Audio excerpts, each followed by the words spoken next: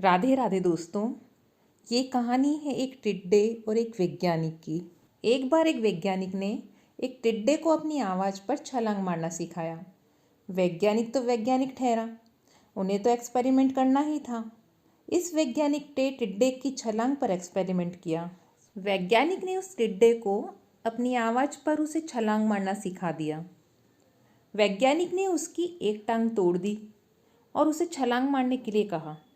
टिड्डे ने छलांग लगाई, लेकिन उसकी छलांग पहले से छोटी रही। फिर वैज्ञानिक ने उसकी दूसरी टांग तोड़ दी और उसे छलांग मारने के लिए कहा। फिर से टिड्डे की छलांग पहले से और ज़्यादा छोटी हो गई। फिर वैज्ञानिक ने तीसरा, फिर चौथा और एक एक करके उसके सारे पैर तोड़ दिए। सारे पैर टूट जाने के बाद वैज्ञानिक ने टिड्डे को छलांग मारने के लिए कहा, लेकिन वह बेचारा अपनी जगह से हिल भी नहीं पाया। यह सब हो जाने के बाद वैज्ञानिक ने अपनी डायरी में उसका निष्कर्ष लिखा। पता है उसने क्या लिखा?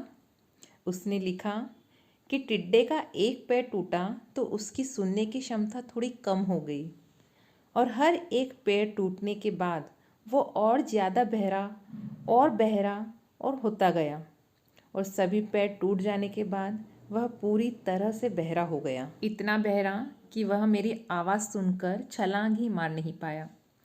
दोस्तों, आप सोच रहे होंगे कि कैसा मूर्ख वैज्ञानिक था, क्योंकि टिड्डा चल नहीं पा रहा था। उसकी वजह उसकी टांगों का टूटना था, न कि उसका बहरापन। लेकिन दोस्तों, एक बार सोच कर देखिए, क्या हम भी उसी वैज्ञानिक की तरह अक्सर मूर्ख नहीं बनते हैं?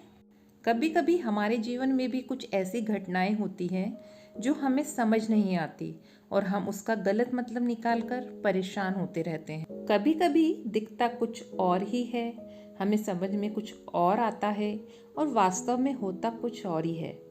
अगर हमें जीवन में पछताना नहीं है, तो हमें चाहिए कि हम हर काम को समझबूझ से अच्छी तरह विचार करके ही करें। किसी भी परिणाम या नतीजे पर पहुंचने से पहले हमें उसकी जांच करनी चाहिए कि कहीं हमसे कोई गलती तो नहीं हो रही। कहानी पसंद आए तो लाइक कीजिएगा।